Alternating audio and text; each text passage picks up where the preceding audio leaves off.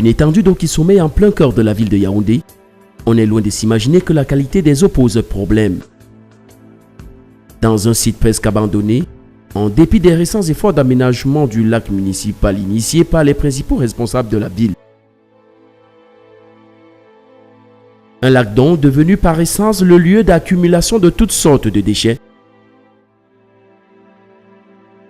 Point à partir duquel on pourrait également appréhender les signaux de la mauvaise gestion des eaux, ainsi que des effets des changements climatiques. Et cela a comme impact principal la démobilisation, la désocialisation des populations. Et cela est parfois cause de multiples conflits, aussi bien les conflits sur le plan social, les conflits sur le plan économique. Et cela aussi peut endiguer les efforts du gouvernement dans son projet d'émergence sociale. Un tour de ce côté de Niamey au Niger où nous entraîne la plateforme Anil for PSD qui y a récemment séjourné à l'occasion de la journée de la protection de l'environnement. On peut remarquer un dépôt d'ordures qui s'est constitué ici autour de ce cours d'eau.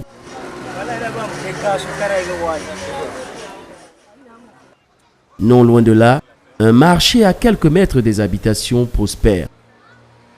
Notre objectif en venant ici, dans ces lieux qui ressemblent à plusieurs lieux de la ville de Niamey, de plusieurs villes ici en Afrique, c'était de voir comment est-ce que les déchets sont gérés.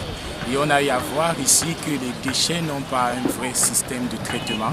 Il n'y a pas de véritables mesures qui sont prises aussi bien de la part des pouvoirs publics et aussi des initiatives de la population, de la communauté. Au Niger, d'après une étude, seulement 20% des déchets sont collectés. Le cliché est quasi le même dans la plupart des grandes villes dans la sous-région africaine. Chose qui pourrait, même s'il faut le déplorer, justifier l'attitude des populations d'opter de déverser les déchets cosmiques dans les cours d'eau.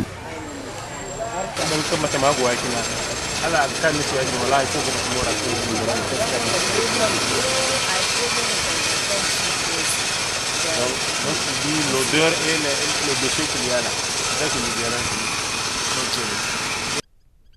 Avec un impact à la fois sur la santé, les animaux et l'environnement.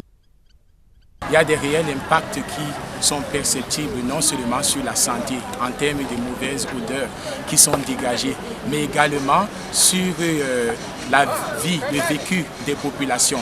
Plusieurs populations riveraines boivent de cette eau usée qui coule au travers de cette zone.